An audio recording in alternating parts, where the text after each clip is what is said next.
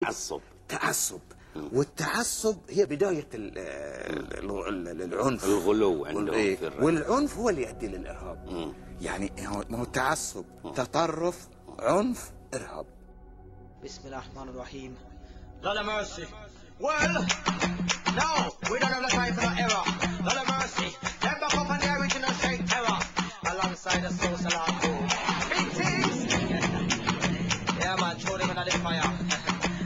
Yeah, one for them. They will say Tony Blair, him a dirty go far. They want Mr. Bush, him a dirty go far. The National Front, them a dirty go far. Throw them in the fire. Mr. From Kandahar to Ramallah, we come and star.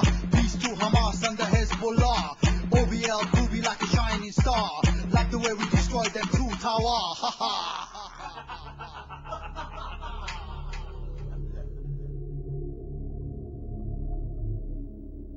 On 9/11, with the destruction of the World Trade Center, there was a general response in the Muslim world of delight. With the Palestinians, perhaps the most extravagant.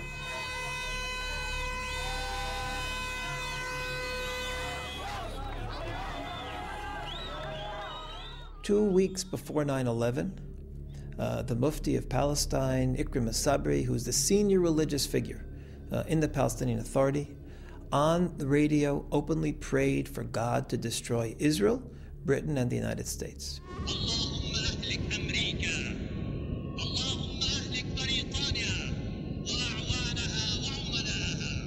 When you hear the same message over and over and over again,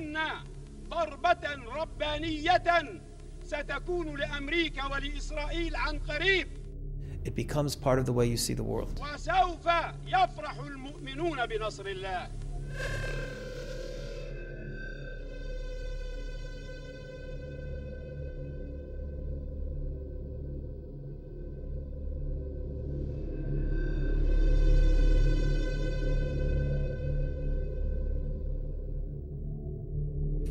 ونقول إن الذين يدنسون المصحف الكريم كتاب الله فجر غادرون. But hatred for the West is not limited to the Islamic world. Radical Islam has for years been spreading its ideology in the West. This jihad rally is taking place on the streets of London. The infiltration of radical Islam is so deep, it's shocking.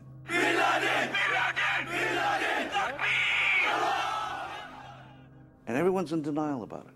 The minute you say, oh, this is an extremist group, you know, all of a sudden it's, oh, you're not being politically correct. You have al-Muhajirun, who's an open-fledged terrorist entity, speaking out on the streets, calling for Muslims to jihad against Britain. UK, you will pay! UK, you will pay! Bomb USA! Bomb USA! Bomb UK! Bomb UK! UK, you will pay! UK, you will pay! We've been infiltrated by people who want the Quran to replace our constitution.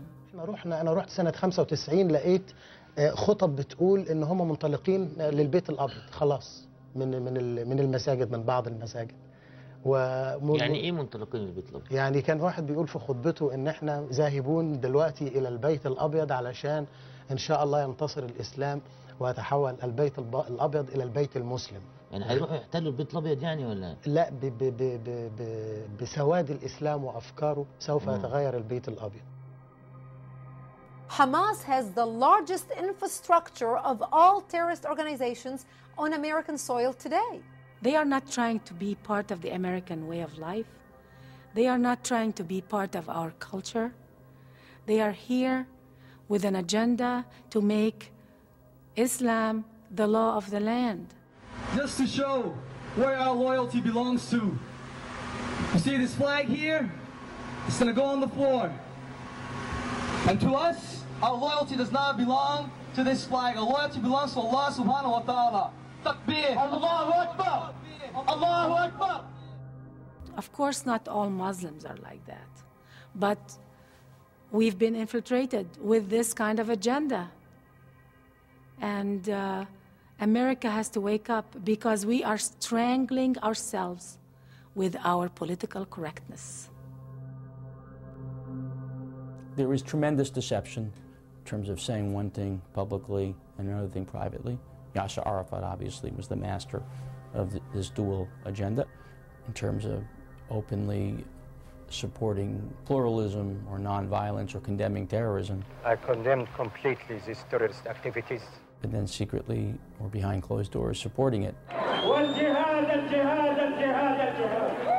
Sometimes you would find a Muslim who appears to be moderate. We were the first, as you may remember, post-September the 11th, who said that the actions of flying planes full of innocent civilians into buildings is not legitimate.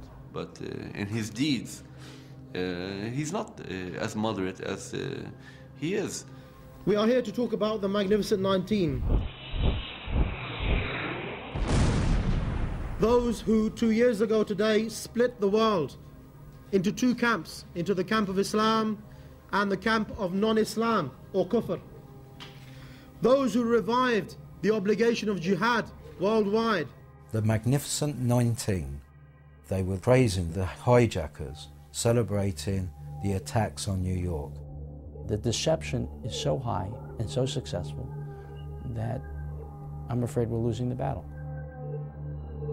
In order to expose British terror groups like Al-Muhajirun and supporters of Sharia, Glenn Genvey collaborated with Jonathan Galt and acquired recordings of the group's meetings held in London mosques. The tapes reveal open incitement to violence and terror, in particular from Abu Hamza al-Masri, who calls upon followers to kill the kuffar, or non-Muslims. What makes Allah happy? Allah is happy when a kafir is getting killed. Abu Hamza, in one of the clips, is talking about the word kufar, that if you are not a Muslim and you live in a Muslim land, you are like a cow. That's his word. You see, the Islamic rule, if a kafir goes into a Muslim country and he's walking by, he's like a cow going, anybody could take him. That is the Islamic rule, and this is the opinion of the fuqaha. It's not my opinion. If you read the books of jihad, you'll see. You can take him to market, you can sell him.